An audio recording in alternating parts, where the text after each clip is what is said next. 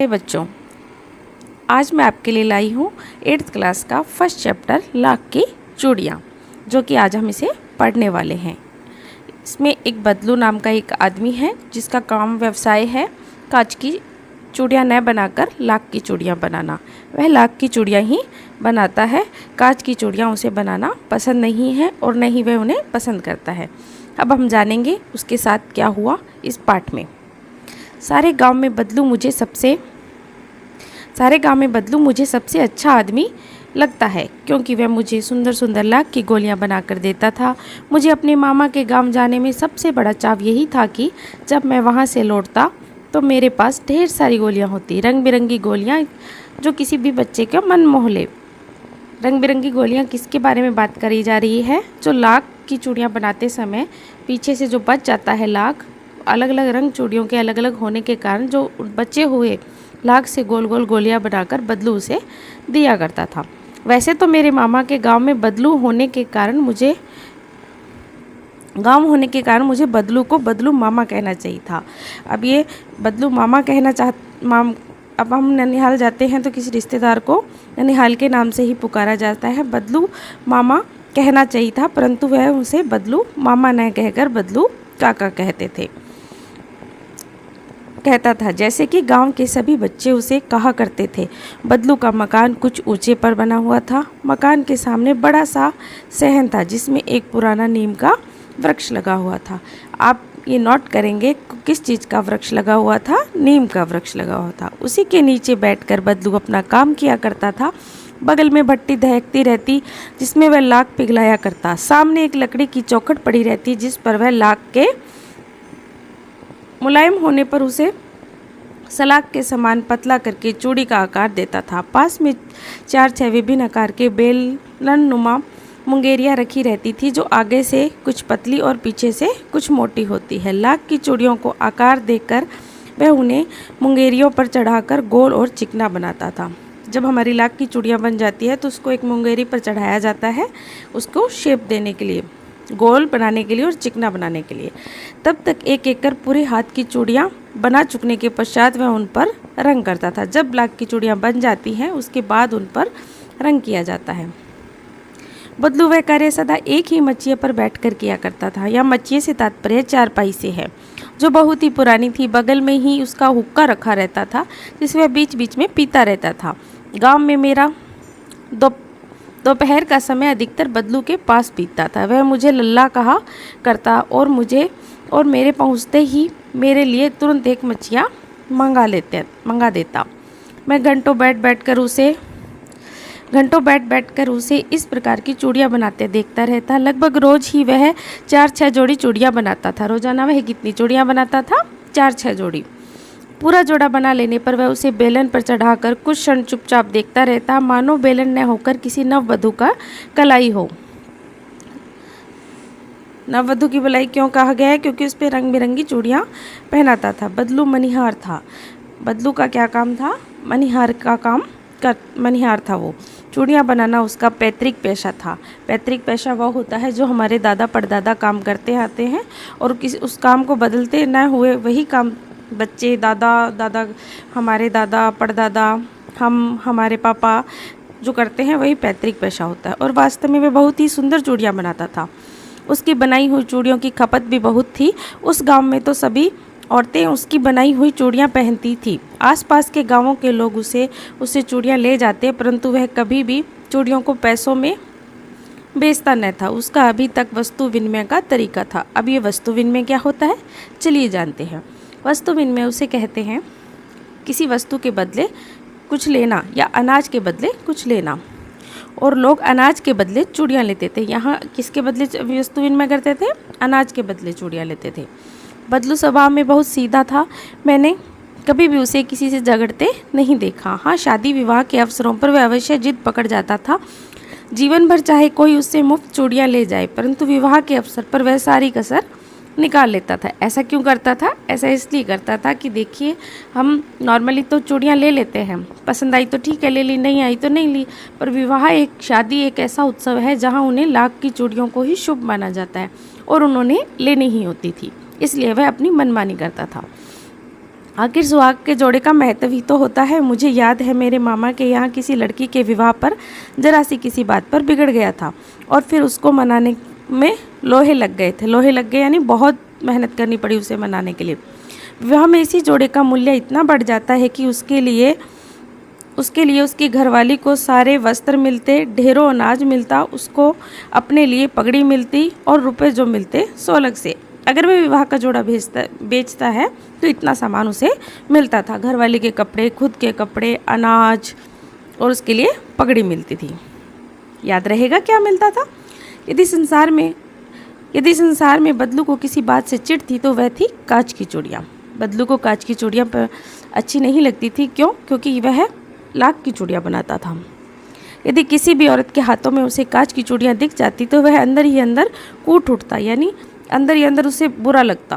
भाई इसने क्यों पहन रखी है ये कांच की चूड़ियाँ, लाख की क्यों नहीं पहनते? और कभी कभी तो दो चार बातें भी सुना देता। मुझसे तो वह घंटों बातें किया करता था। कभी मेरी पढ़ाई के बारे में पूछता, कभी मेरे घर के बारे में और कभी यूँ ही शहर के जीवन के बारे में। मैं उससे कहता कि शहर में सब कांच की चूड़ियाँ पहनती है तो वह उत्तर देता, शहर की बात तो और है लल्ला। जब लल्ला बदलू से कहता था कि शहर में तो सब लोग ऐसे पहनते हैं, तब उसने कहा कि शहर की बात तो अलग है, वहाँ तो सभी कुछ होता है। वहाँ तो औरतें अपने मर्द का हाथ पकड़कर सड़कों पर घूमती थी। इससे तात्पर्य यह है कि गांव का माहौल कुछ अलग होता है, वहाँ पर ऐसा नहीं किया जाता। और फिर उनकी कलाइयाँ नाजुक होती हैं ना। लाख की चूड़ियाँ पहनने तो मोच ना जाए। अब बदलू क्या कह रहा है कि अगर वो लाख की चूड़ियाँ पहन लेंगी, इतनी कलाइयाँ नाजुक बताई गई है वो किसकी? शहर वाली औरतों की। कभी कभी बदलू मेरी अच्छी खासी खातिर भी करता था। जिन दिनों उसके गाय के दूध होता वह सदा मेरे लिए मलाई बचा कर रखता और आम की फसल में तो वह रोज़ ही उसके लिए यहाँ से 2-4 आम खा आता। परंतु इन सब बातों के अतिरिक्त जिस कारण वह मुझे अच्छा लगता था वह था कि लगभग रोज़ ही वह मेरे लिए 1-2 गोली बना देता था। वह बहुधा हर गर्मी की छुट्टी में अपने मामा के यहाँ चला जाता और 1-आध महीने वहाँ रहकर स्कूल खुलने के समय तक वापस आ जाता। परंतु 2-3 बार ही मैं अपने मामा के यहाँ गया हूँगा, तभी मेरे पिताजी का एक दूर शहर में बदली हो गई और एक लंबी अवधि तक मैं अपने मामा के गांव न जा सका। तब लगभग 8-10 वर्षों के बाद जब मैं वहां गया तो इतना बड़ा हो चुका था कि लाख की गोलियों में मेरी रुचि नहीं रह गई थी। ऐसा क्यों कहा गया है कि उनकी रुचि नहीं रही थी? देखिए, बचपन में ही कांच की गोलियां खेली जाती हैं। अब वो बड़े हो चुके हैं, बड़े होने के बाद पसंद बदल जाती है। जो बच्चे छोटे छोटे खिलौनों से खेलते हैं, बड़े होने के बाद वो उससे नहीं खेलते, उनकी पसंद अलग हो जाती है। अतः गांव में होते हुए भी कई दिनों तक मुझे बदलू का ध्यान न आया। जब वह अपने मामा के यहाँ गए थे तो उसे बहुत दिनों तक अपने बदलू के यहाँ जाना याद भी नहीं आता। इस बीच मैंने देखा कि गांव में लगभग सभी औरतों ने कांच की चूड़ियाँ पहनी हैं। विरले ही हाथों में मैंने लाख की चूड़ियाँ देखी। तब एक दिन सहसा मुझे बदलू का ध्यान हो आया। बात यह हुई कि बरसात में मेरे मामा की छोटी लड़की आंगन में फिसलकर गिर पड़ी और उसके हाथ में कांच की चूड़ी टूटकर उसकी कलाई में घुस गई और उससे खून बहने लगा। देखिए, कांच की चूड़ियाँ जब हाथ में लग जाता है तो खून ही आएगा। तो बच्चे के हाथ की कलाई में क्या लग गई? कांच की चूड़ी का एक टुकड़ा घुस गया था जिससे कि खून बहने लगा। मेरे मामा उस समय घर पर न थे, मुझे ही उसकी मरहम पट्टी करनी पड़ी। तभी सहसा मुझे बदलू का ध्यान आया और मैंने सोचा कि उससे मिल आऊँ। अतः शाम को मैं घूमते घूमते उसके घर चला गया। बदलू वहीं चबूतरे पर नीम के नीचे एक खाट पर लेटा हुआ था। बदलू कहाँ लेटा हुआ था? नीम के चबूतरे पर एक खाट पर लेटा हुआ था। नमस्ते बदलू काका, मैंने कहा। नमस्ते भैया, उसने मेरी नमस्ते का उत्तर दिया और उठकर खाट पर बैठ गया। परंतु उसने मुझे पहचाना नहीं और देर तक मेरी ओर निहारता रहा। देखिए, 8-10 साल का समय का बीत चुका था। तब तक बच्चों के चेहरे बदल जाते हैं, इसी कारण बदलू उसे पहचान नहीं पाया। अचानक से कोई हमारे सामने आ जाता है तो हम भी उसे नहीं पहचान पाते, हमें थोड़ा टाइम लगता है उसे जानने पहचानने। मैं हूँ जनार्दन काका, आपके पास से गोलियां बनाकर ले जाता था। मैंने अपना परिचय दिया। अब देखिए, अब उनको अपना लल्ला को अपना परिचय देना पड़ा। उन्होंने कहा कि मैं हूँ जनार्दन, जो आपसे क्या लेके जाता था? लाख की गोलियां। बदलू फिर भी चुप रहा, मानो वह अपने स्मृति पटल के अतीत के चित्र उतार रहा हो। और तब वह एकदम बोल पड़ा, आओ आओ लल्ला बैठो, बहुत दिन बाद आ गए। यानी अब बदलू को लल्ला याद आ गए हैं। हाँ, इधर आना ही नहीं हो सका काका, मैंने चारपाई पर बैठते हुए उत्तर दिया। ये उत्तर किसने दिया था? जनार्दन ने।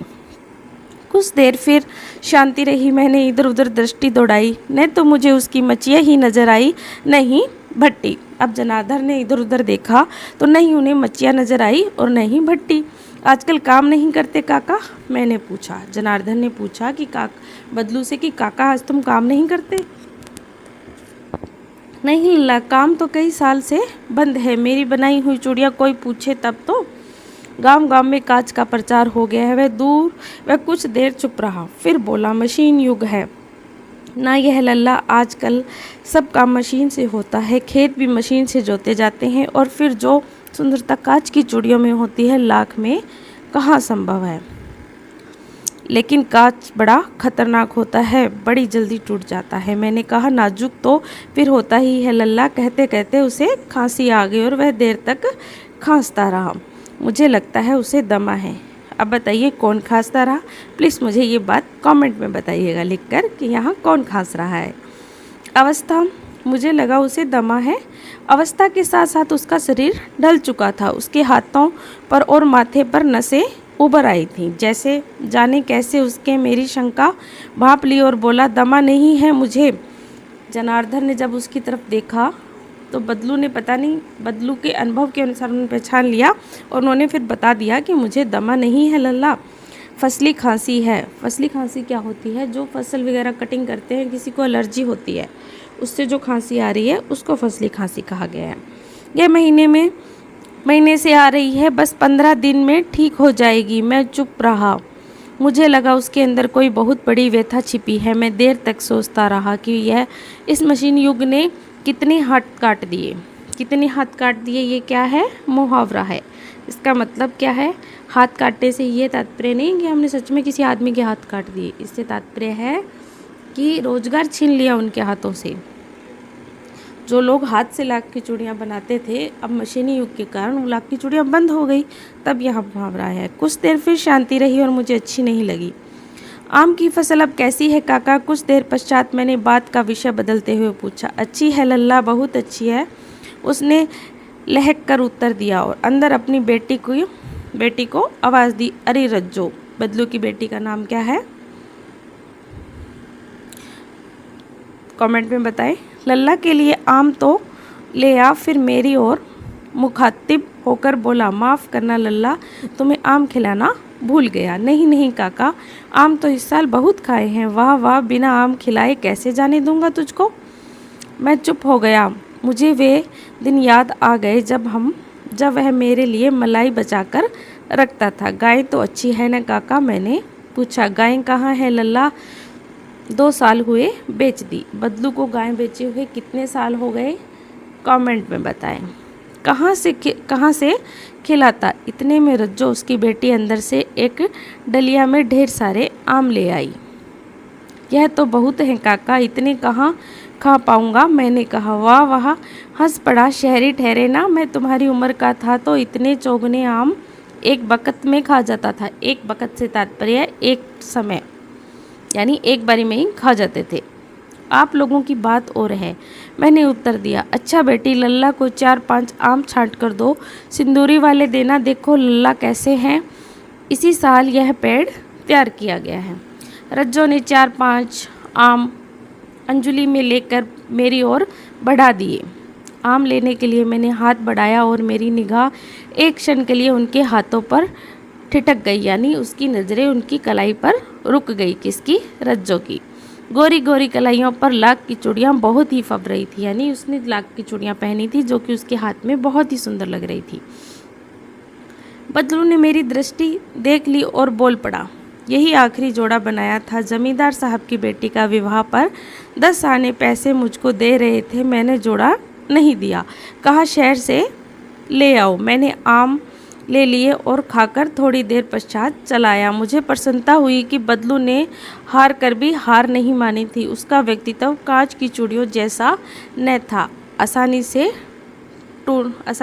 टूट जाए। यानी उनका व्यक्तित्व ऐसा नहीं था कि जो मोल भाव करने पे व्यवसाय। देखिए यहाँ ऐसा क्यों कहा गया है, यहाँ ऐसा इसलिए कहा गया है कि अब देखिए लाख की चूड़ियों का काम तो बंद हो गया, कांच की चूड़ियों का काम चल रहा है। कुछ लोग सोचते हैं भी चलो ठीक है, ना से अच्छा थोड़े मिल जाए वही बहुत है, पर बदलू ने ऐसा नहीं करा। उन्होंने कम दाम पर वो चूड़ी बेचना पसंद ना कर अपने घर पर ही रखना पड़ा। बच्चों ये आज आपका चैप्टर पूरा हो गया है। कल हम करेंगे इसके क्वेश्चन आंसर। इस पार्ट के राइटर का नाम है कामतानाथ। आपको मेरी वीडियो पसंद आए तो लाइक शेयर एंड सब्सक्राइब करना मत भूलिए। मैं हर रोज़ आपके लिए कुछ आपके सिलेबस के हिसाब से लेकर आऊँगी। 6 बोर्ड क्लासेस के लिए 8th 10th 12th और कोशिश करेंगे कि 5th के लिए भी हम कुछ लेकर आ पाए। Thank you. Subscribe my channel.